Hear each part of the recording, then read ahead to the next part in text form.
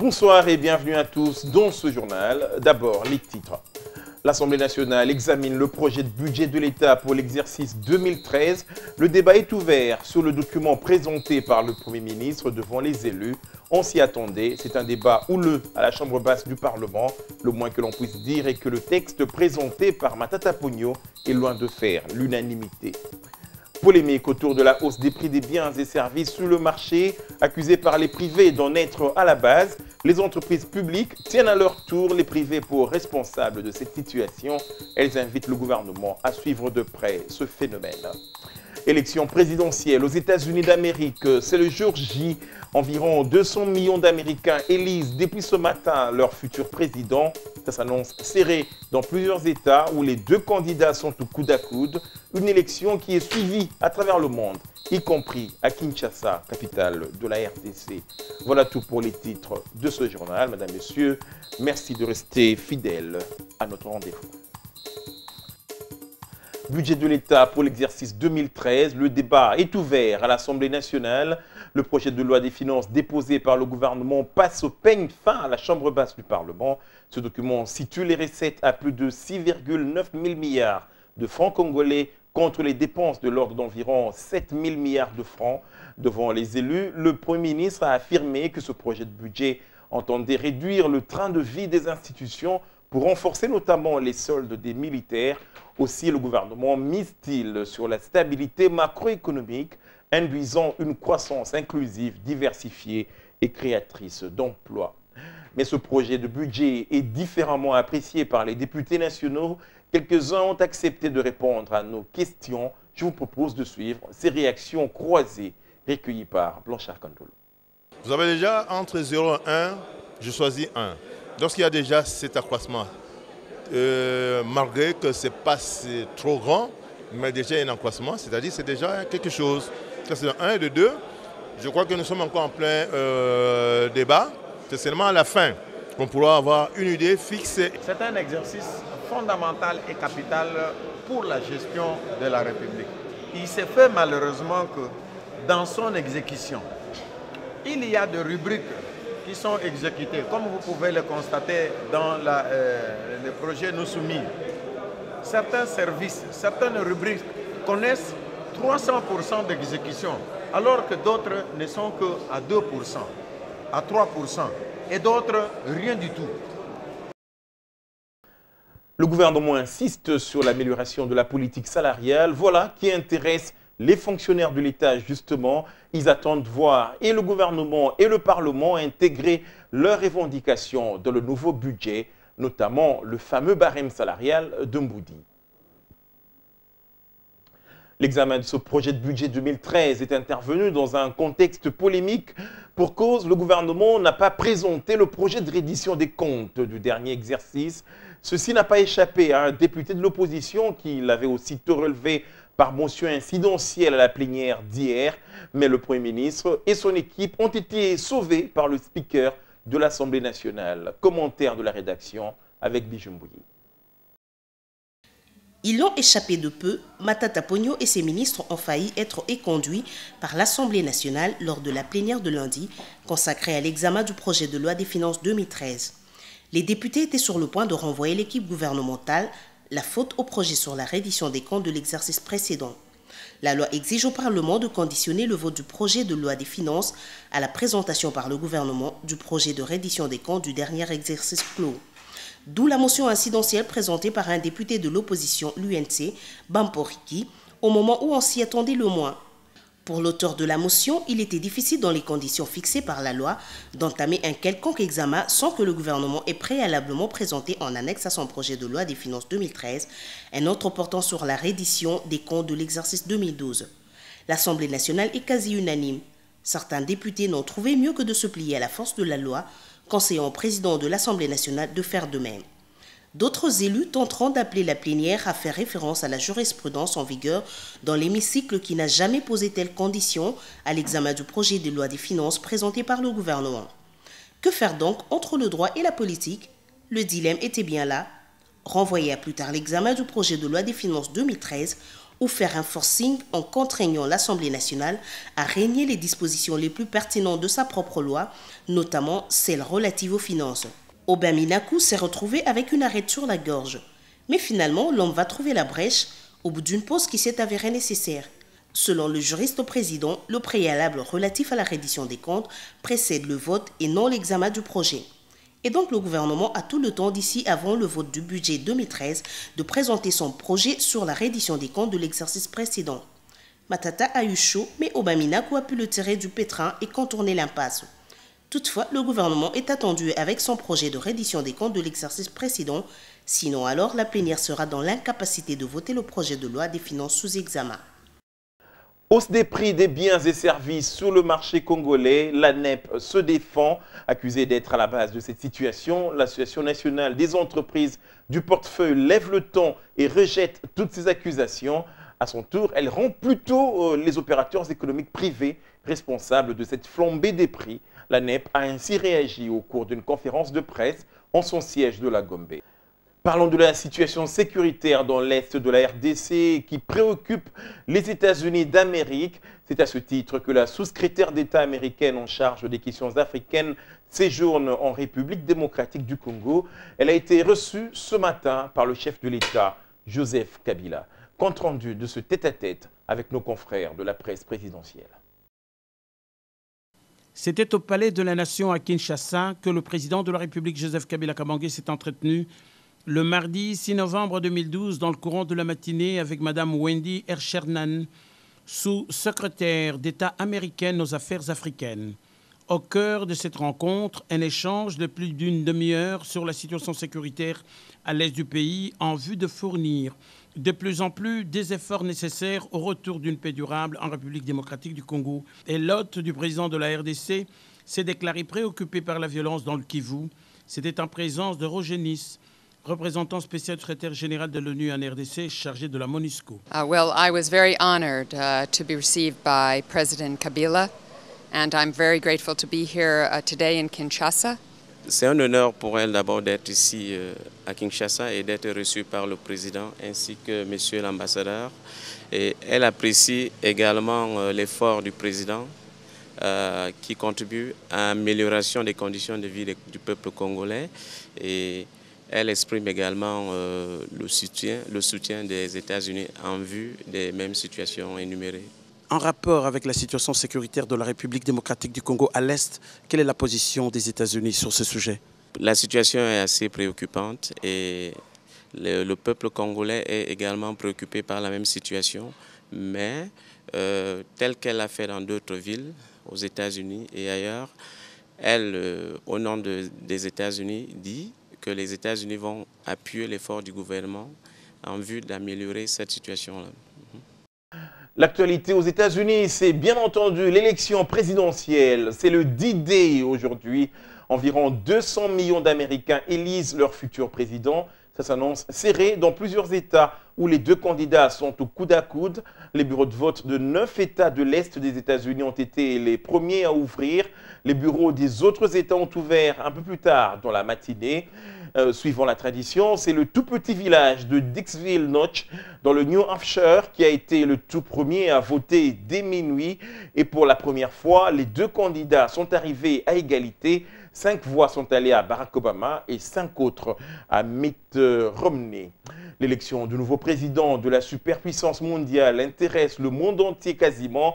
La RDC n'est pas en reste. Ils sont nombreux à attendre de connaître le futur homme fort des États-Unis. Dans la capitale, Kinshasa, les pronostics autour de ce scrutin vont bon train. C'est à chacun son candidat, même si Obama bénéficie d'un soutien lié à la couleur de sa peau. Rosa Wazi. C'est le jour J pour Obama et Romney. Environ 200 millions d'Américains votent ce mardi, soit pour la continuité, soit pour l'alternance. Et les sondages président un scrutin serré. À travers le monde, le pronostic vont dans tous les sens. C'est le cas à Kinshasa, capitale de la RDC. Cet homme souhaite qu'Obama remporte, surtout à cause de la couleur de sa peau. Ma préférence d'abord, au départ, c'est le président Obama.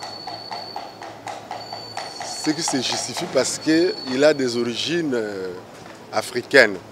Cet autre, par contre, n'est pas du même avis. Il reproche au président sortant un nombre de décisions prises au cours de son mandat. C'est Obama, mais moi je ne les préfère pas. Eh bien, il nous a... Personnellement, il m'a déçu, puisqu'il avait permis aux homosexuels Donc il était pour les homosexuels, quoi. Moi, je suis contre ça. Mais ce n'est pas tout le monde qui est intéressé par l'élection d'un nouveau président d'Amérique. Je n'ai aucune préférence. Pas de préférence, je suis net. Ce que les Américains vont choisir, c'est celui-là qui sera président des Américains. Après tout, il sera président des Américains, pas du Congo.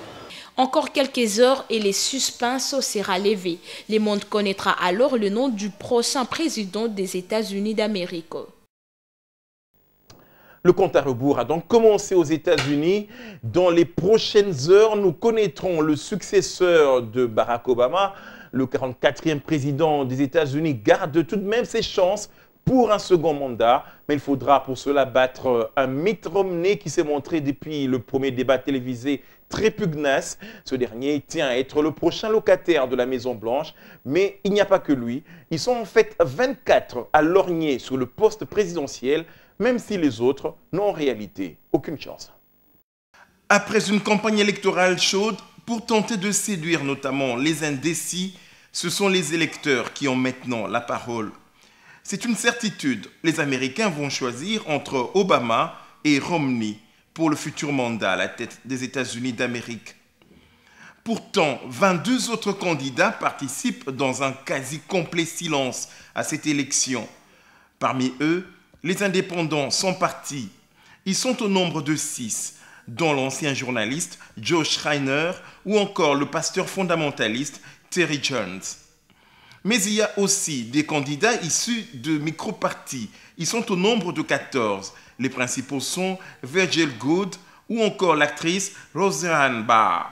Enfin, il y a les tiers partis de longue date qui présentent 2 candidats, en l'occurrence le Parti vert avec Jill Stein et le Parti libertarien avec Gary Johnson. Seulement, aucun de ces 22 candidats n'excède les 3% d'intention de vote.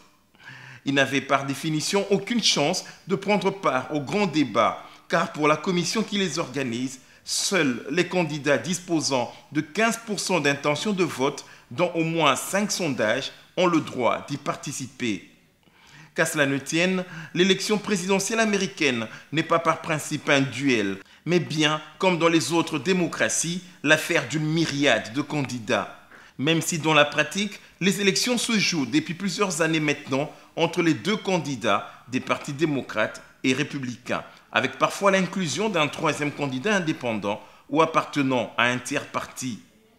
Pour ce qui est du scrutin lui-même, ce sont les grands électeurs qui se réunissent dans chacun des États pour élire officiellement le président et le vice-président des États-Unis. Les voix sont ensuite comptées devant une session jointe du Congrès début janvier. Si le vote des grands électeurs ne permet pas de départager les candidats, en cas d'égalité parfaite en nombre de voix, c'est la Chambre des représentants qui élit le président et le Sénat qui désigne le vice-président. Cette procédure fut déjà utilisée en 1800 pour l'élection de Thomas Jefferson et en 1824 pour l'élection de John Quincy Adams. Les USA ont déjà connu 44 présidents.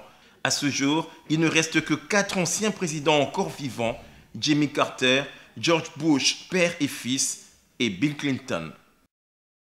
Retour chez nous pour parler de cet atelier régional sur l'efficacité du développement au profit des pays d'Afrique centrale. Ces assises de 3 jours réunissent des décideurs et experts des institutions publiques, du monde académique, du secteur privé et de la société civile des pays de la sous-région.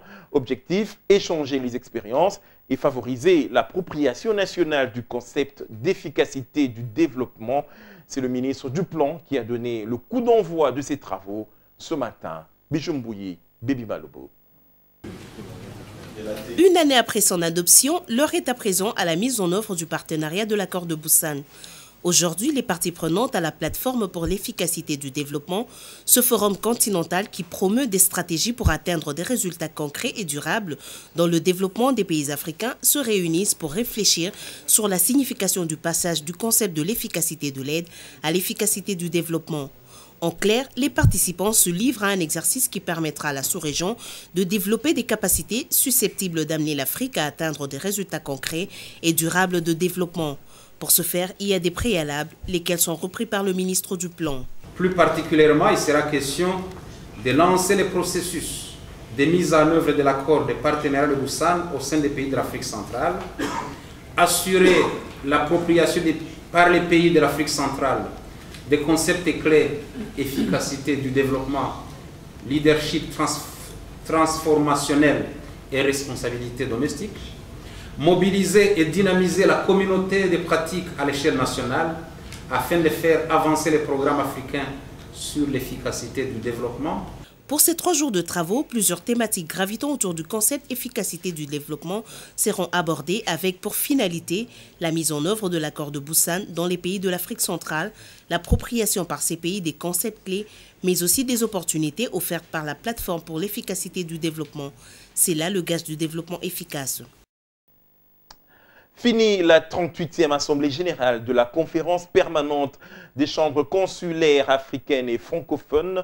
Cette rencontre de Kinshasa s'est clôturée samedi sur une note satisfaisante pour les organisateurs. Le président de la Fédération des entreprises du Congo, FEC, s'est voulu confiant après ses assises. Pour Albert Yuma, le développement économique de l'espace francophone passera nécessairement par la RDC. Le développement économique de l'espace francophone passera nécessairement par la RDC. C'est ce que pensent les participants à la 38e Assemblée générale de la conférence permanente des chambres consulaires africaines et francophones, mise à nu par Albert Yuma, président de la FEC. Les participants, les délégués et représentants des pays membres de la CPC-CAF ont soutenu que leur plateforme touchera nécessairement tout ce qui fait le développement de leur pays afin que les populations bénéficient de leurs richesses. La plupart des délégués qui sont venus sont conscients que la RDC est le pays où il y a le plus de possibilités d'investissement et de développement des affaires. En tant que président de la FEC, je suis heureux de savoir que tous mes collègues sont repartis en disant c'est ici qu'on doit investir. Nous avons confiance dans la francophonie économique qui passera par la RDC nécessairement. Cette conférence est intervenue à la première année de son mandat, placée sous le thème l'intégration régionale, continentale et francophone. Albert Yuma Moulimbi est déterminé à gagner son pari afin d'assainir le climat des affaires et d'investissement. Le partenariat privé dans le secteur des minerais, il en était question au cours de l'audience qu'a accordé ce mardi le directeur général adjoint du Centre d'expertise, d'évaluation et de certification des substances minérales précieuses et semi-précieuses à un opérateur économique et culturel congolais vivant à l'étranger.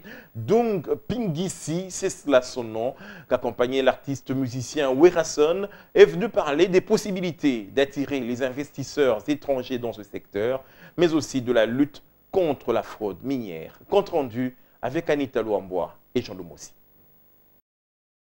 Le décollage économique de la RDC passe inéluctablement par l'arrivée des capitaux étrangers à travers la présence des investisseurs. Cette condition sine qua non est bien comprise par Doug Pingisi, manager sportif bien connu dans le monde des affaires. Conduit par l'artiste musicien Werason, Doug Pingisi se dit prêt à mobiliser les investisseurs étrangers œuvrant dans le secteur des mines afin que ces derniers s'intéressent à la RDC. La rencontre avec le directeur général adjoint du CEC était aussi l'occasion de parler de la lutte contre la fraude minière. Je suis venu un petit peu en visite, voir les personnes importantes, les décideurs de ce pays, par rapport aux personnes que moi je rencontre à l'extérieur et que je peux aider ce pays à pouvoir amener pour ouvrir un petit peu les marchés dans tout secteur. Je suis venu un petit peu en éclaireur, rencontrer la personne, je pense, idéale au niveau de la protection des minerais pour que les choses puissent se faire avec beaucoup plus de fiabilité et de véracité et donc mettre aussi les investisseurs extérieurs en confiance. Pascal Nyembo Muyumba, très réceptif aux propos du manager, reste ouvert à toute forme de proposition et d'initiative qui cadre avec son domaine d'action. Que se passe-t-il au sein de la société civile congolaise? Des dissensions sont en train de miner cette composante depuis un moment, ce que déplore Jonas Tchombela, coordonnateur de la nouvelle société civile congolaise. Ce dernier invite toutes les associations de la société civile à rester unies pour faire face aux défis qui se présentent à elle. On l'écoute au micro de Christopher Kamanda et Baby Malobo. Au regard de l'analyse de la nouvelle société civile congolaise, elle est liée généralement à la guerre de leadership, les investissements connaissants et les autres sous-estimant les uns les autres, mais aussi l'enjeu qui est en vue, la restructuration de la CENI, la Commission nationale des droits de l'homme, expose tous ces acteurs de la société civile à émettre leurs ambitions, et en émettant les ambitions les uns les autres qui ne sont pas aussi illégitimes, c'est des bonnes guerres, c'est de la démocratie. Ça frustre d'autres acteurs de la société civile. Voilà, ce climat-là n'est pas un bon climat pour la société civile. Que du reste, elle est plurielle, c'est une réalité que les gens devraient accepter et vivre avec, et laisser aussi la tolérance que nous décrions chez la classe politique. Il ne faut pas que l'intolérance là deviennent aussi comme élise aussi domicile dans les structures de la société civile. Voilà pourquoi cette division est perceptible des opinions, des perceptions, des choses. Ce qui nous pousse au niveau de la nouvelle société civile, nous avons le week-end dernier émis le vœu que l'unité de la société civile d'action puisse fonctionner. Et nous avons mis sur pied une coalition nationale des organisations de la société civile juste pour appeler à l'unité d'action.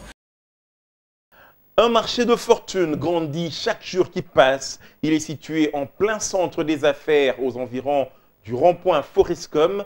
C'est un marché qui est né à la suite de la délocalisation du beach, affirment les témoins. Beaucoup se plaignent du désordre indescriptible qui y règne depuis. C'est un constat d'Anita Luamboa, Mariam Boya et Dieu merci Seka. Transformé en petit marché, le rond-point Forescom perd peu à peu son image. Malgré les efforts entrepris par l'hôtel de ville de Kinshasa pour l'assainissement de la capitale, cet endroit risque de devenir un lieu commercial. Selon les vendeurs ambulants rencontrés, depuis que le beach a été délocalisé pour le rond-point Forescom, c'est maintenant un désordre total. Ils ne sont pas libres d'exercer leur petit commerce car tout le temps déguerpit. Mais tout le monde banda batika biso atozonga te awa pasi tozo souffrir makasi ko bengana ko boka biso bidoko kala ba moyi isa pasi to ba responsable to na mibali te bana bazotanga to débrouillera kaka awa bana ngola biso la bitu to yawa pasi souffrance. Par ailleurs, ce lieu risque de devenir, si l'on y prend garde, plus tard un grand marché. Les autorités doivent trouver un endroit pour ces vendeurs qui se disent délaissés. Ils lancent un cri d'alarme. Ils demandent aux autorités de les renvoyer soit à l'ancien beach ou encore de leur trouver un endroit qui ne sera pas exposé en plein centre-ville. L'artiste musicien Taboulé dit Rochereau est déjà immortel avant même sa mort. Une structure dénommée Honorley a vu le jour avec pour objectif d'immortaliser l'artiste et ses œuvres, bien sûr.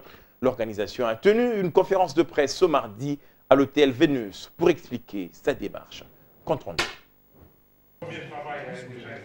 Face à la presse, Jean-Claude Mouissa, président du comité scientifique de Honorley, annonce le retour au pays de l'artiste musicien Pascal Emmanuel Taboulé, dit Seigneur Rochereau.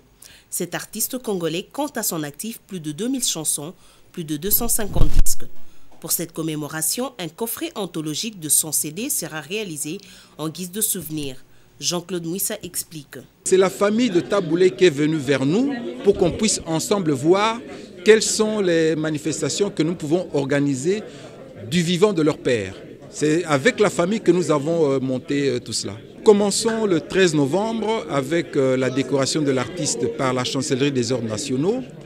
Le 20, il y a sa famille qui va remettre des éléments du patrimoine culturel de Taboulé aux archives nationales. Donc il va léguer à la postérité une partie du patrimoine de Taboulé. Dans l'après-midi, nous nous retrouvons au centre Wallonie Bruxelles pour une exposition de photos. Et cette exposition va du 20 au 7 décembre. De son côté, le professeur Yoka pense que Taboulé est vraiment immortel. Sans doute, il mérite les hommages. Les œuvres de Taboulé ont été chantées à travers le monde. Et depuis l'âge de 18 ans qu'il avait, donc depuis la fin de 5 ans, il n'y a pas de doute. Il n'y a pas de doute que dans 100 ans, nous chanterons encore Taboulé. Honorley, cette structure qui fonctionnera pendant 6 mois pour rendre hommage et immortaliser Taboulé, ajoute que l'artiste n'appartient plus à sa famille biologique. Il est devenu un patrimoine national. À ce propos, les membres de sa famille remettront aux musées nationaux certains effets de l'artiste musicien, entre autres les habits de scène, les films, photos et bien d'autres articles qui ont marqué la carrière musicale de Taboulé. Nous allons à présent lire les journaux parus ce mardi dans la capitale congolaise. La revue de presse nous est proposée par Rosa Oazi qui nous rejoint. La présentation du budget 2013 par le Premier ministre Matata Ponyo reste à la une de journaux parus ce mardi à Kinshasa. Matata en sursis, titre Le Phare. Le Premier ministre Augustin Matata a essuyé des tirs croisés des députés aussi bien de la majorité que de l'opposition lors de la présentation du projet du budget 2013 devant la plénière de l'Assemblée nationale hier lundi 5 novembre 2012. La vigilance de l'honorable Bamporiki sur l'omission du rapport des redditions de comptes de l'exercice budgétaire 2012 dans le document du projet de ces projets de loi déposés par le gouvernement sur la table du président de l'Assemblée nationale a procuré des sueurs froides au chef du gouvernement qui a finalement été sauvé de justesse par le président de l'Assemblée nationale, Aubin Minakou. Au potentiel de poursuivre avec un ton humoristique qui commence bien, finit bien, dit un adage populaire. Matata a eu chaud, mais il a eu de la chance de se trouver sur les chemins de Minakou qui a déployé superbement son parapluie juridique pour l'aider à contourner l'obstacle. Les pièges déjoués, le chef du gouvernement a présenté finalement l'économie générale du projet de loi de finances pour l'exercice 2013. Il revient aujourd'hui mardi à l'Assemblée nationale pour recevoir les critiques de la plénière. Budget 2013, Matata met les caps sur l'amélioration du social du Congolais, écrit la prospérité. De façon ramassée, le Premier ministre a donné 6 objectifs. La poursuite de la finalisation de réformes institutionnelles pour l'efficacité de l'État, la consolidation du cadre macroéconomique, l'amélioration des infrastructures, l'amélioration du vécu quotidien du Congolais et enfin le renforcement du capital humain et la diplomatie. L'observateur fait constater qu'un excédent de 213 milliards de francs congolais est dans le coffre-fort de la BCC. Les finances publiques et la Banque centrale du Congo affichent une santé qui augure de perspectives favorables pour les trésors. Cette performance est le fruit des efforts d'ajustement faits par le gouvernement au niveau des finances publiques. 2012 va donc se terminer dans une bonne situation et la RDC va démarrer 2013 de bon pied. Il faut souligner qu'habitué à poursuivre le débat jusqu'au tard la nuit quand il s'agit de la loi financière pour cette session budgétaire, la Chambre basse a fait exception, fait remarquer la référence plus. Et voilà Patrick Tchamalassé qui met fin à cette revue de presse. Merci Rose pour cette revue de presse qui met fin à ce journal. Madame, Messieurs, merci de nous avoir suivis et restez avec nous sur la télé républicaine.